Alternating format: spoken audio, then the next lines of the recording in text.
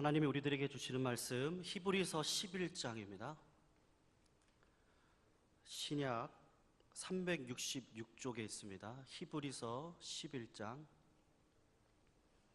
20절, 21절입니다.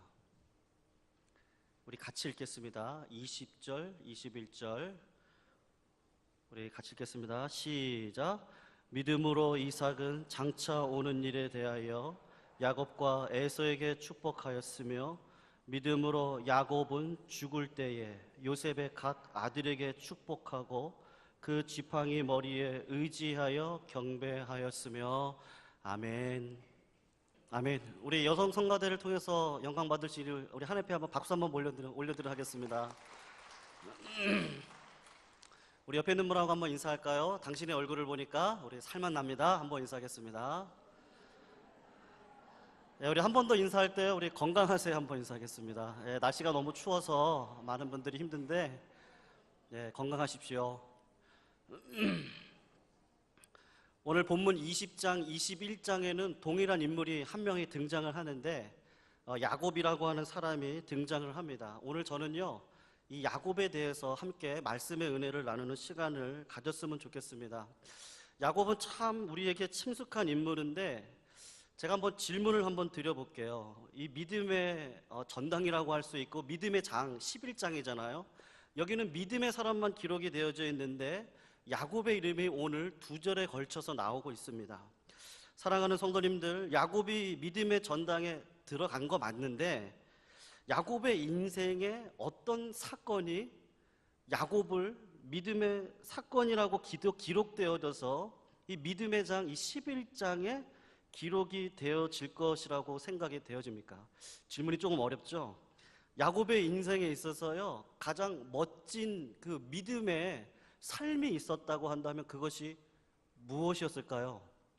혹시 기억이 나시는 게 있으십니까?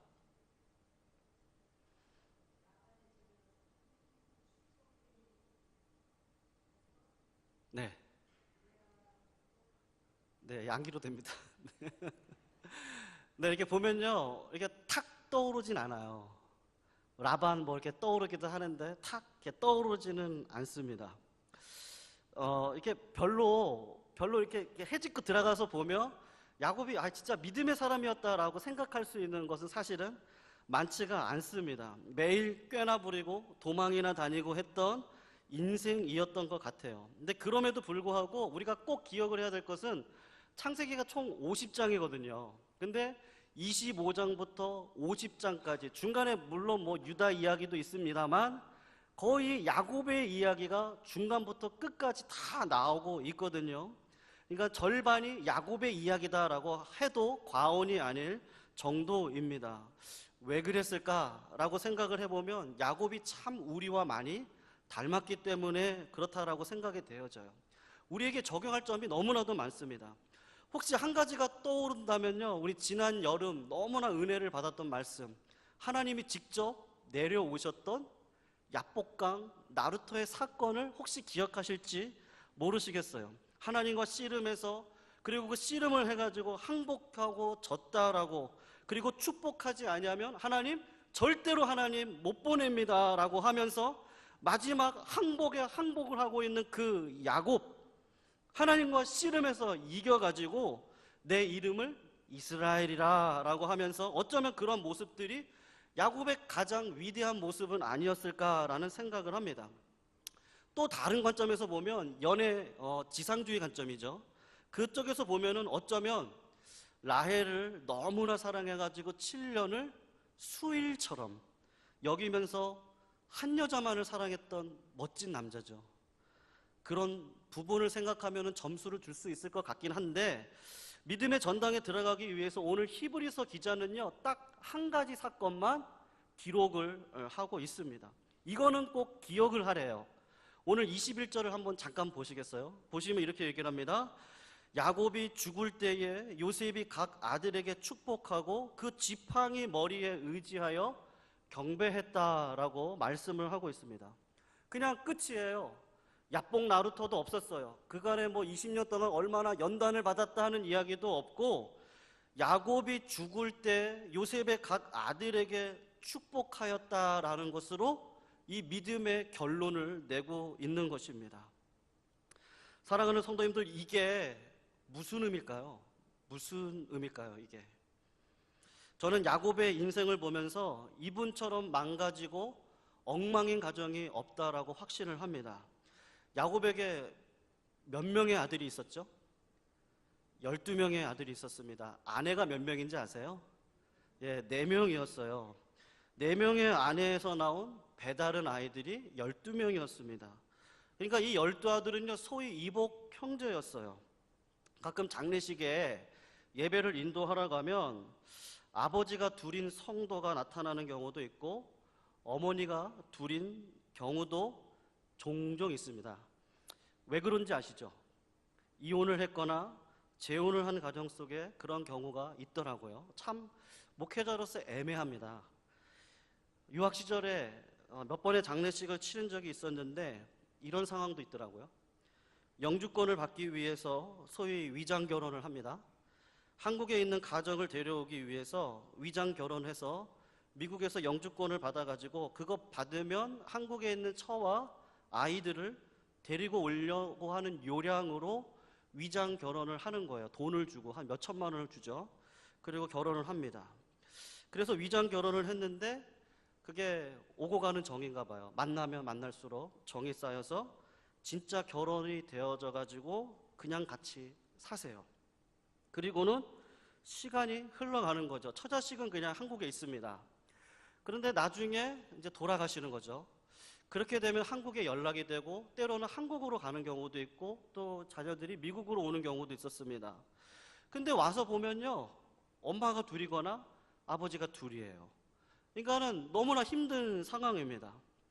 그런데 오늘 야곱의 가정도 그거와 거의 진배 없다는 거죠. 얼마나 힘들었을까. 형제들도 얼마나 시기반목을 했으면 자기 동생인데 죽이려고 했거든요. 형들이 얼마나 미웠으면요, 동생이 얼마나 귀여워요. 나이 차이가 나는 동생이 얼마나 귀엽습니까? 근데 그 동생을 죽이려고 했어요. 비극적인 일이죠. 콩가루 집안이에요. 어떻게 하면 이런 가정이 있을까? 반목하고 시기하고 형제들끼리 미워하고 보기만 하면 죽이려고 으르렁거리고 쌍욕이 왔다 갔다 막 하고 있는 겁니다. 사랑하는 성도님들, 오늘 본문은 야곱이 드디어 험난한 세월을 마치고 파란만장한 인생을 마치기 일보 직전, 죽기 전입니다. 이제 그의 죽음이 코앞에 다가온 것을요, 직감을 해요. 우리 어르신들은 내가 죽겠구나 할 때를 아신다고 그러시더라고요. 지난 수요일 날 우리 권사님들의 요청에 의해서 담임 목사님 모시고 김복실 권사님 신방을 갔는데 그 다음날 10시 48분쯤에 소천하셨습니다. 그날 가서 이렇게 뵈니까 나중에 들은 얘기죠. 장례식 치르면서 들은 얘기인데 따님이 그렇게 죽을 해서 주면 안 드시더래요. 근데 담임 목사님도 알아보시고 윤영봉 권사님 많이 예뻐졌다 뭐 이렇게 뒷얘기도 하시고, 그리고 따님이 주시는 그 죽을 다 드셨대요. 저녁에 그걸요 다 드셨대요. 그리고 그 다음날 돌아가신 거예요. 아마 그런 마음 아니었을까요? 이제는 목사님 기도 받았잖아요. 얼마나 이게, 오늘도 그 유족분들 오셔서 그 따님의 사위분이 정말 시간의 은혜였다고, 이틀 전에 영정사진 찍고 하루 전에 영정 뽑고 그리고 저희들 신방 오고 그리고 그 다음날 돌아가시고 그리고 저희 교회로 또 이렇게 하게 했다는 그 모든 은혜가, 하나님의 은혜가 있었다라고 말씀하시더라고요. 그러니까 그 김복순 어르신도 하나님 앞에 이제 가야겠구나 하는 마음으로 힘을 내야지 하는 마음은 아니었을까 하는 생각을 하게 됩니다.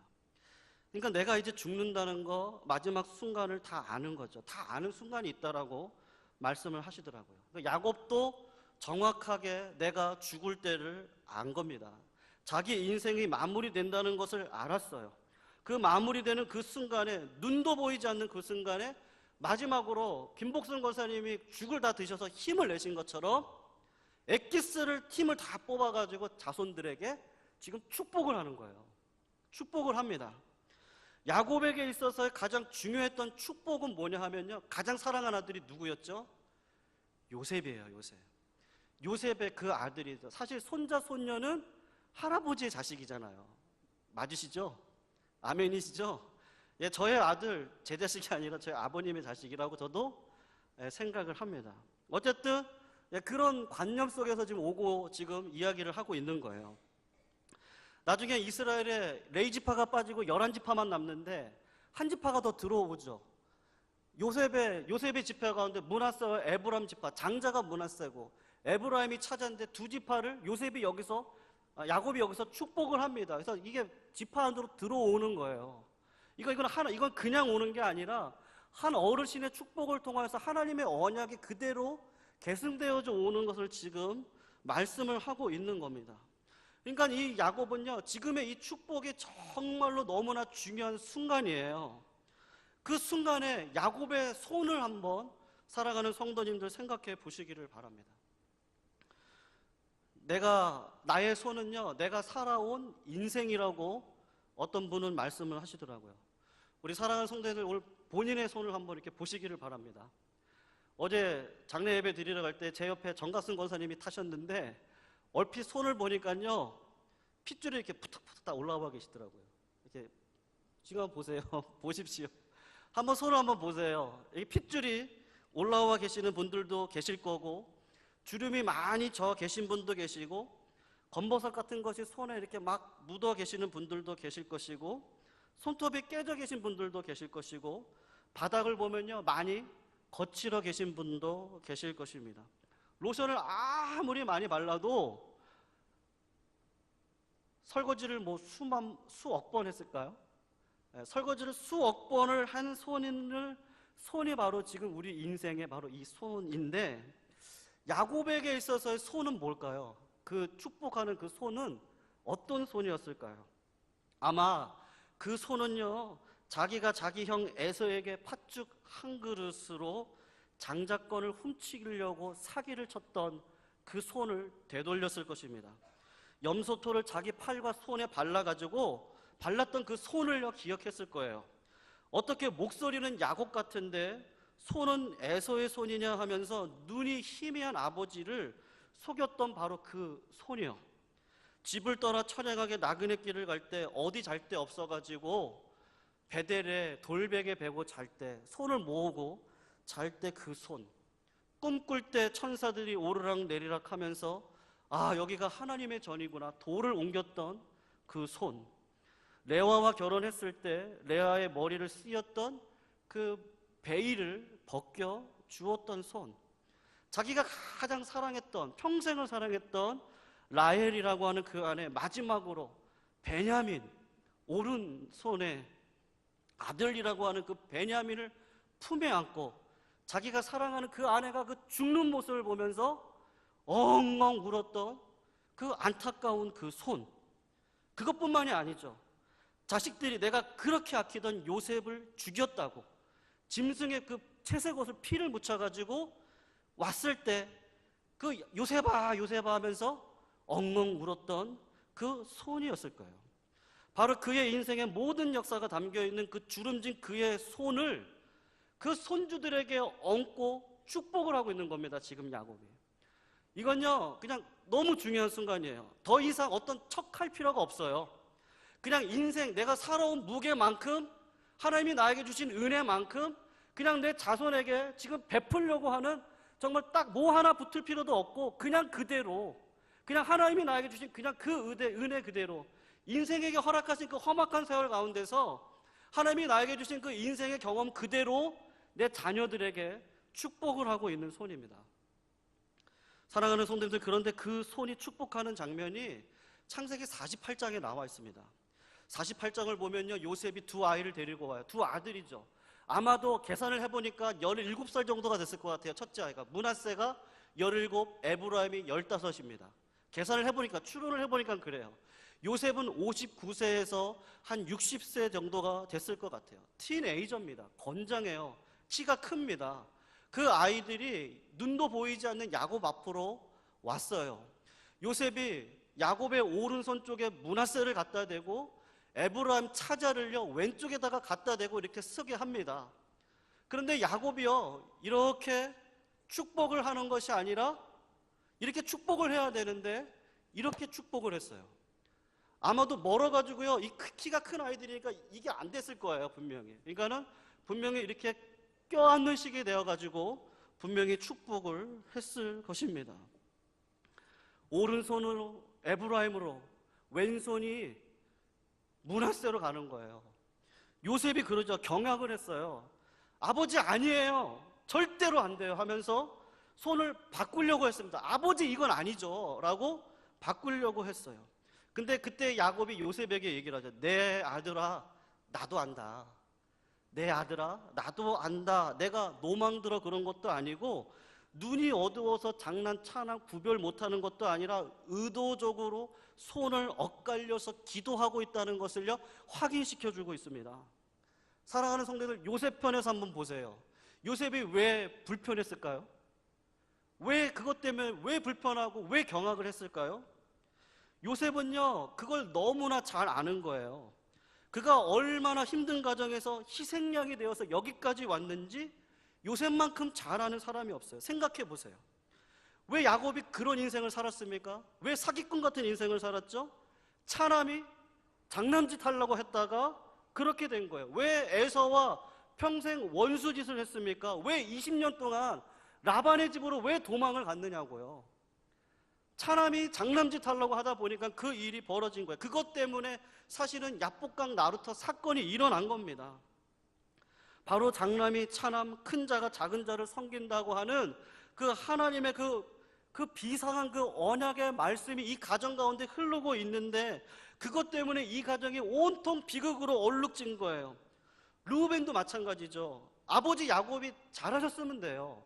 장남부터 막내까지 차등을 두고 균등한 사랑을 베풀었으면 되는데 아이들의 입장에서 봤을 때도 이거는 불공평한 사랑이거든요. 너무나 불공평한 사랑이니까 요셉을 괴롭히기 시작을 합니다. 물론 요셉이 그 자신이지만 그것 때문에 형들로부터 왕따를 당하고 왕따를 당한 정도가 아니라 죽을 뻔했습니다. 노예로 팔려가기까지 하고 인생의 그 비극의 그 희생양을 경험한 사람이 요셉이에요. 그거를 믿음으로 견뎌서 아주 힘들고 어렵게 형들을 다 화목시켜 놓았어요. 근데 아버지 야곱이 또 엇갈리는 거예요. 또 인생을. 장자에게 갈 우수를 차남에게, 왼손이 장남에게 가니까 아버지 안 돼요. 아버지 안 돼요. 내 인생이 어땠는데요? 아버지 때문에 내 인생이 어땠는데요? 하라고 하실 수도 있을 것 같아요. 인생은 역사는요 돌고 도는 것인가요?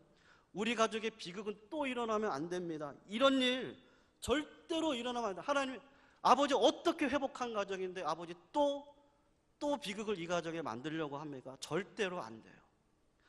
그런데 야곱이 하는 말이 뭐라 그러면 아들아, 내가 안다.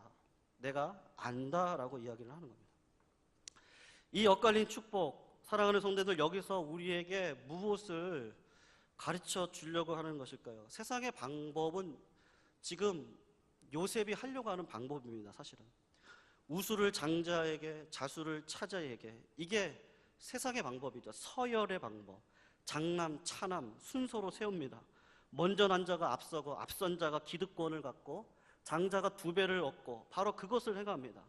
이 땅 방식대로 이야기하면 쉽게 스펙이 많은 사람이 우수, 스펙이 딸리는 사람이 좌수, 세상의 방법이고 그게 출세의 방법이에요. 세상의 정확한 루트입니다. 그런데 성도님들 다 아시잖아요. 그렇게 살아왔지만 그렇게 사라지던가요? 우리 인생이? 이렇게 살아왔고 누렸기 때문에 우리가 여기까지 왔습니까? 실은 우리의 인생을요 잠깐만 뒤돌아보아도 전부 엇갈린 인생이었어요. 내가 기대치 않은 일이요 또 터져요. 내가 계획하지 않은 일들, 엉뚱한 일이 그 길을 가로막고 있어요. 내가 원했던 인생이 아니라 희한한 인생을 내가 살고 있어요. 스스로 말할 수 있을 것 같지만 그렇지 않아요. 내가 원하는 일을 하고 있는 것이 아니라 희한하게 자꾸 나는 다른 쪽에 가 있는 나를 보게 됩니다. 살다 보니까 희한하게 내 옆에 이상한 사람이 붙어가지고 나를 딴 길로 인도하고 있어요. 내가 옛날에 대학교에서 만난 그 사람과 결혼을 했다면 나는 지금쯤 이런 인생을 살고 있을 것 같은데 도중에 보니까 저 원수가 나를 끌어서 지금 여기까지 오게 했다라고 생각하는 분이 계실지 모르겠어요. 계속해서 엇갈린 인생을 우리는 살아가는 겁니다. 제가 섬겼던 미국 교회에서 한 집사님의 이야기신데 이분은 한국에서 초등학교 교사를 하셨던 분입니다. 아내도 교사를 하셨던 분이에요. 근데 미국으로 이민을 왔습니다. 100불만 갖고 이민을 오셨어요. 솔직하게 이야기하셔가지고 이분은요, 음악밖에 모르시는 분들입니다. 그런데 미국에 가시니까 언어가 통하지 않으니까요, 봉제공장, 바느질 이것을 시작을 해서 돈을 모아가지고 시작한 가게가요, 아이스크림 가게였습니다. 그 66가지 아이스크림 있잖아요. 뭔지 아시죠? 예, B로 시작한 거 있거든요. 예, 그게 있어요. 근데 그거였어요. 근데 그거를 언제 인수했느냐 하면요, 찬바람 부는 12월에 인수했어요. 겨울에 들어가는데 정말 대단한 거죠. 근데 우리 한국 사람들의 특징은 근면함이잖아요. 새벽 6시부터 밤 9시까지 매일같이 장사를 하는 것입니다. 손님이 있었을까요? 없었을까요? 네? 있었을까요? 없었을까요? 없었습니다. 추운 겨울이니까요, 아이스크림을 먹으시는 분들이 없던 거예요. 그러니까 하루 매상이 10불에서 20불이에요. 전기세도 안 나옵니다. 아이스크림 가게가요, 냉장고가 많아요. 그러니까 냉장고를 돌리는 값이 만만치가 않습니다. 그리고 12월이 지나서 정월 초하루가 되는데 모든 사람이 쉬는 날인데 한국인의 근면함으로 그날도 일찍 열었어요. 근데 그날은요, 다른 가게가 다 문을 닫는 날이에요. 그러니까 아이들을 데리고 와서 그 추운 날 아이스크림을 다 부모들이 사주니까 이 가게만 막 북적북적 하는 거예요. 근데 뭐 빵이 있냐, 우유를 있냐, 막 그렇게 얘기를 하니까 뭐 다른 가게 가가지고 빵, 우유 사다가 거기다가 다시 파는 겁니다. 그래서 그날 판 가격이 수백 불을 팔았대요. 그래서 그날 수백 불 넘은 감사 예배를 집에서 드렸다라고 이야기를 하더라고요. 어쨌든 이 집사님께서 한국에서 학교 선생님을 하셨던 분인데 미국에 오셔가지고서는요, 아이스크림 파는 자가 될 줄을 누가 알았겠습니까? 가만히 생각하면 저의 인생도 그렇고 우리 성공님들의 인생도 그렇고 다 전부 엇갈린 인생의 연장선 속에서 하나님의 은혜가 우리를 끌고 가고 있는 것들을 보게 되는 줄로 믿습니다. 아멘이시죠? 우리 인생은요, 내가 원하는 대로 되는 것이 아니에요. 뒤돌아보면 하나님께서 왜 야곱이 손을 엇갈리고 축복을 했는지는 어느 정도 알 것 같아요. 내가 그때 사업이 안 망했으면 내가 지금 여기 없다라고 고백하시는 성도님도 계시더라고요. 신방을 했는데 나의 사랑하는 자녀가 이렇게 아프지 않았다고 한다면 나는 하나님을 만나지 않았을 것이라고 고백하시는 분들도 보았습니다. 그런데 자세히 한번 생각을 해보시면요, 실은 하나님께서 엇갈리게 하신 주범이었다라고 한다는 사실을 깨닫게 됩니다. 하나님이 엇갈리는 현장에서 은혜를 베푸는 방법이 있는데 그게 뭐냐면요, 우리의 인생을 자꾸 엇갈리게 하시는 겁니다. 막힌 길을 주시고 우회길을 주게 하셔서 엇갈린 현장 속에서 자꾸만 우리를요, 하나님을 의지하는 쪽으로 가게 하시더라고 하는 거예요. 하나님 자신이 그러셨어요. 사실은요, 오른쪽에다가 예수 그리스도를 두시고 왼쪽에다가 우리를 두셔야 마땅합니다. 그리고 오른쪽으로 장자 되신 예수 그리스도를 축복하는 것이 맞음에도 불구하고 하나님 자체도 엇갈려서서 우리를 먼저 축복하셨어요. 고린도후서 5장 21절을 보면 이렇게 얘기합니다. 하나님이 죄를 알지도 못하신 자로 우리를 대신하여 죄를 삼으신 것은 우리로 하여금 저의 안에서 하나님의 의가 되게 하려 하심이다 라고 이야기를 합니다. 갈라디아서 3장 13, 14절을 보면 그리스도께서 우리를 위하여 저주를 받은 바 되사 율법의 저주에서 우리를 속량하셨으니 기록된 바 나무에 달린 자마다 저주 아래 있는 자라 하였습니다. 이는 그리스도 예수 안에서 아브라함의 복이 이방인에게 미치게 하고 또 우리로 하여금 믿음으로 말미암아 성령의 약속을 받게 하려 함이다라고 이야기를 합니다. 그러니까 하나님은 이미 우리들에게 엇갈린 인생을 사는 것이요, 맞다는 것이죠. 아니, 어떻게 뭐 조금 더 과장을 하면요, 잘 가고 있다는 거예요. 왜요? 우리 주님이 먼저 그 엇갈린 인생을 걸어 가셨다라고 한다는 사실입니다. 예전에 제가 암 환자들만 모여서 있는 그룹을 성경 공부를 하고 기도를 인도했던 적이 있었습니다. 투병 중에 있는 자매님들이 모여 있는 그룹이었는데 40대 자매님들이셨어요. 전부 다 유방암 환자들이었습니다. 젊은 자매들이죠. 근데 거기서 참 이렇게 도전이 되는 게 뭐냐 하면 이 재발된 이 유방암 환자들입니다. 화학 치료를 받고 병이 나아요. 다 나았다고 생각하는 그 순간에 이게 또 재발이 됩니다. 이 암이 재발될 때 그게 얼마나 절망스러운지 저는 그 옆에서 보면서 참 가슴이 아프더라고요. 그냥 무너져 내리는 것 같아요. 음식 조절을 하고 그 어려운 키모를 다 통과하고 여자로서 수치라고 할 수 있는 머리털이 다 뽑히고 모자 쓰고 4년에서 5년을 견디다가 다시 재발이 되는 겁니다. 그 중에 한 분은요, 3번째 재발이 되었어요. 10년을 투병했는데 또 재발한 겁니다. 어떻게 살죠? 이게 무너져 내리는 거예요. 그냥 눈물만 흘려내리는, 엇갈려도 한참 꼬인 인생입니다. 제가 그분 앞에 서가지고 목회자로서요, 얼마나 무력감을 느끼는지 모르겠어요. 우리 사랑하는 담임 목사님도 은사 중에 고쳐지는 은사가 있다면 받고 싶다라고 말씀하실 때 그게 목회자의 마음이고 그게 아비의 마음인 것 같아요. 그 마음이. 그러니까 이게 성도가 아프면요, 진짜 하나님이 좀 그런 거 좀 주면 좋겠어요. 그런데 하나님은 그런 거 안 주시고 그냥 기가 막힌 환경 속에서 목회자로서 할 수 있는 것은요, 이 말입니다. 엇갈린 상황에서 사랑하는 자매님, 실망하지 마시고 좌절하시지 말라라고 하는 말밖에 없습니다. 암이 재발하고 또 3번째 재발한다 할지라도 인생 끝난 거 아닙니다. 그 엇갈린 상황 속에서 저주를 축복으로 받으시는 하나님의 은혜가 있습니다. 하나님 붙드세요라고밖에 말씀할 수가 없어요. 왜요? 우리 하나님은 어차피 엇갈린 손으로 축복하셨어요. 그 인생이 맞다는 것이죠. 죽음을 통과하여 부활을 경험합니다. 우리가 아무리 아픈 가운데서 그 병이 낫는다 할지라도 최종적인 그 죽음의 아픔을 다 통과해야 돼요. 그것을 통과해야지만 우리는 부활의 인생을 살아갈 수 있는 것이죠. 사랑하는 성도님들, 야곱이 생각할 때 그가 자기 자식에게 죽기 전에 나의 모든 엑기스, 내 모든 인생의 마지막 교훈이라고 할 수 있는 그 쭈글쭈글한 손으로 내 자식을 축복할 때 바로 그런 생각을 했을 것입니다. 야곱의 인생 자체가 다 엇갈렸어요. 다. 야복강 나루터에서 하나님을 만났습니다. 그러면 대로가 나와야 되잖아요. 근데 세겜 땅에 갔는데 자기 사랑하는 딸이 험한 일을 당해요. 자녀들이 분쟁합니다. 수많은 일들이 그것 가운데서 벌어지기 시작을 해요. 그런데 그 가운데서도 하나님은 나를 붙들어 가셨다는 것이죠.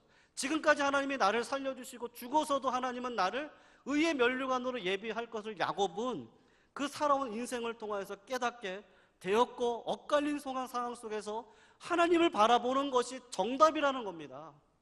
어떤 병이 낫는 건 그것도 맞지만 죽음에서 일어날 수 있다면 그래요, 그렇게 하는 것도 좋겠어요. 그러나 최종적인 것은 믿음이 뭐냐? 어떤 상황 속, 엇갈린 상황 속에서도 하나님을 바라보는 것, 그 축복으로 지금 말씀을 해주시고 있는 것이죠. 야곱이 창세기 48장에 보면요, 자기의 인생을 이렇게 이야기를 합니다. 48장 15절에 보면 그가 요셉을 위하여 축복하여 가로되 내 조부 아브라함과 아버지 이삭에 섬기던 하나님, 나의 나무로부터 지금까지 나를 기르신 하나님이라고 고백을 했습니다. 영어로는 어떻게 되어 있냐면요, 현재 완료를 썼습니다. He has been my shepherd라고 얘기했어요. 그는 나의 인생의 목자가 되신 분입니다 라고 고백했습니다. 이 고백을 누가 했습니까? 다윗이 했죠. 주 여호와는 나의 목자시니 나에게 부족함이 없으리로다. 그가 나를 푸른 초장에 누이시며 쉴만한 물가로 인도하신다고 하는 다윗의 고백을요, 야곱이 지금 하고 있는 것입니다. 사랑하는 성도님들, 죽을 뻔한 순간을 그렇게 많이 겪고 자기 집을 떠나 고향을 떠나서 고향도 못 돌아가면서 타향살이 하면서 사기를 당했던 그 야곱, 자기가 가장 사랑했던 그 아들도 죽은 줄 알고 살았던 그 아까운 세월들, 형제들이 서로 반목하고 시기 질투하면서 서로 싸우는 모습을 보면서 늙어가야 했을 그 아버지의 그 어린 마음들, 그 인생을 뒤돌아볼 때 상처나지 않은 것이 없던 그의 인생을 뒤돌아보면서 마지막 그가 축복하고 기도할 때 무엇이라고 했느냐 하면, 하나님은 나의 목자십니다. 어려운 순간에도 하나님은 나를 인도하시고 키우시고 여기까지 인도하셨던 목자다라고 고백을 하고 있는 것입니다. 잔느 기용이요, 이런 이야기를 했습니다. 앞을 보면 절벽인데 뒤를 돌아봤더니 하나님의 은혜였다라고 말씀을 하고 있습니다. 사랑하는 성도님들, 우리 하나님이 여러분의 목자이심 맞습니까? 아멘이시죠? 가장 힘들고 바닥치는 삶 속에서 과연 그 순간에도요, 하나님이 나를 인도해 가시는 목자라고 고백하실 수 있으시겠습니까? 아멘이시죠? 예, 그 순간에는 못할 수 있지만 1년이 지나고 2년이 지나면 우리는 고백할 수 있을 줄로 믿습니다. 절대로 힘든 그 순간이 실망하거나 낙오가 아니라 우리는 그냥 주저앉을 뿐이고, 시편의 말씀과 같이 하나님의 그 손이 의인을 붙들어 다시 일으켜 세워서 다시 살 소망을 주시고 힘을 주시고 믿음을 주셔서 죽음의 길도 통과하여 부활의 영광을 맛보게 하시겠다고 오늘 야곱을 통해서 우리들에게 말씀하고 계시는 줄로 믿습니다. 사도 바울이 그 믿음을 알았기 때문에요, 고난을 당연하게 여겼죠. 나는 그리스도의 남은 고난을 채우겠다라고 고백하셨습니다. 그 고백대로 우리도 남은 고난을 채워 죽음을 통과하여 하나님과 함께할 그날을 바라보며 본향을 바라보며 한 주일도요 승리하시고 살아가시는 믿음의 종들 되시기를 주님의 이름으로 부탁드리겠습니다. 우리 시간 다 같이 말씀 붙들고 함께 기도하기를 원합니다. 우리 가장 힘들고 바닥치는 삶 속에 있는 성도님들 혹시 계시는 줄 모르겠습니다. 어려운 일 당하셨습니까? 힘든 일 당하셨습니까? 아니면 비극이 우리의 삶 가운데 일어났습니까? 마지막 순간에 야곱이 하나님은 나를 기르시는 목자라고 고백을 했던 것처럼 엇갈려 축복하는 그 기도의 손의 메시지가 바로 우리의 인생 되어지기 원합니다. 하나님 나를 불쌍히 여겨주시고 하나님 아니면 살아갈 수 없습니다. 하나님 붙들 수 있는 믿음 달라고 이 시간 기도하길 원합니다. 더불어 기도할 때 우리 사랑하는 담임 목사님 영육의 강건함 허락하여 주시고 성령의 두루마리 입혀주셔서 2016년도 목사님이 선포하신 비전 붙들고 나아갈 때에 우리 교회가 새롭게 되어지고 든든히 서가는 놀라운 역사 일어나게 해달라고 기도하기를 원합니다. 한 가지 더 놓고 기도합니다. 우리 교회 많은 환우분들 계십니다. 아버지, 어렵고 힘든 가정 가운데서도 믿음을 잃지 아니하고 하나님 바라보는 믿음의 백성 되게 하여 주시옵소서. 치유케 하여 주시고 믿음으로 그 길을 걸어갈 수 있도록 하나님 역사해 달라고 이 시간 다 같이 말씀 붙들고 한번 다 같이 한번 하나님 앞에 통성으로 기도 올려드리도록 하겠습니다. 다 같이 기도하시겠습니다. 사랑의 하나님, 감사함을 올려드립니다. 주님의 은혜 가운데 저희들 살아갈 수 있도록 아버지 하나님 인도하여 주시고, 아버지 우리들의 인생을 되돌아볼 때 언제나 엇갈려 살아가는 인생이었음을 고백합니다. 하나님, 그러나 사람의 마음으로 그 길을 계획한다 할지라도 오직 그 길을 인도하시는 분은 하나님 아버지임을 믿습니다. 아버지, 엇갈리고 힘든 그 순간 절대로 실망하거나 낙오하거나 주저하지 않는 인생 되어질 수 있도록 주님 아버지 인도하여 주시옵소서. 힘들고 어려울 때 힘들면 힘들수록 하나님의 반전의 역사가 일어날 것을 믿으며 오늘 하루도 사도 바울의 고백과 같이 그리스도의 남은 고난을 감당하며 살아갈 수 있는 우리 모두가 되게 하여 주시기를 원합니다. 우리의 인생이 40년, 60년, 70년, 80년을 살아왔습니다. 그 세월의 무게를 걸고 여호와 하나님은 나의 목자시라고 고백할 수 있는 참담 믿음의 고백이 일어날 수 있도록 주님 아버지 인도하여 주시옵시고, 특별히 우리의 인생에 엇갈린 상황 속에 있다 할지라도 주님을 의지하고 살아갈 수 있는 참된 믿음의 역사만 허락하여 주시옵소서. 사랑하는 담임 목사님 붙들어 주셔서 영육의 강건함으로 허락하여 주시고 성령의 두루마리 입혀 주시옵시고, 아버지 하나님 오늘 재직회를 통하여서 아버지 2016년도 비전을 선포하셨습니다. 그 비전을 따라 온 성도들 한마음 한뜻 되어져서 내년도에도 우리 평안교회가 든든히 세워지는 놀라운 역사 경험할 수 있도록 주님 아버지 인도하여 주시옵소서. 이제 겨울의 문턱 앞에 다가와 있는 아버지 이 시절에 아버지 많은 환우분들 계시는데 아버지 건강 회복시켜 주시옵시고 하나님의 은혜 가운데 서게 하여 주시옵시며 어려운 힘든 상황 속에서도 주님을 의지하는 참담 믿음의 백성 될 수 있도록 아버지 하나님 역사하여 주시옵소서.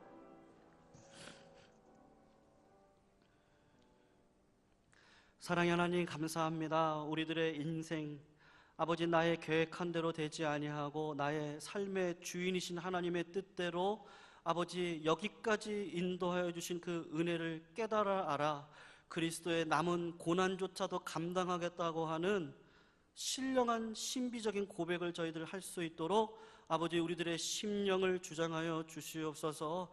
아버지, 특별히 성령의 충만함을 더딥혀 주시옵시고 사무엘이 이야기했던 것처럼 기도 쉬지 아니하도록 주님 아버지 역사하여 주셔서 생명의 호흡과 같은 기도와 말씀 붙드는 인생 되게 하여서 야곱과 같은 믿음의 길 걸어가게 하여 주시고 아버지, 우리가 걸어갔던 그 엇갈린 길을 따라 믿음의 많은 것들을 얻었던 것처럼 아버지, 우리 주변에 어려워하고 힘들어하는 성도들을 세우며 도우며 긍휼히 여길 수 있는 그런 인생의 길로 열어주시기를 원하고 기도합니다.